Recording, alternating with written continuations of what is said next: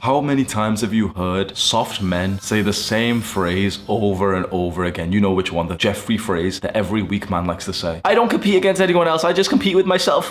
That's not how competition works. You can make progress to your younger self, that's awesome, but you can't compete against yourself. That's a silly modern idea that weak men who don't want to compete with other men because that's scary and that's hard. That's what they say to themselves. Oh, I'm not competing against them. Why wouldn't you? When I hear a young man say, oh, I'm not competing against anyone else, I'm just thinking like, why? That's one of the best parts of being a man. Go find another guy who has the same goal as you and compete against him. That's what makes everything more fun. Why wouldn't you want to do that? As a young man, you might not have known this just yet because your drive to compete with your fellow man has been destroyed. Again, because of the issues of the modern world, you went into school and the education system and they gave everyone a participation trophy. If you were one of those boys who were really good on the field, you know, in sport or in football or whatever, you might have been rewarded in some senses, but you may have had a little bit of pressure to like, let the other kids have a go.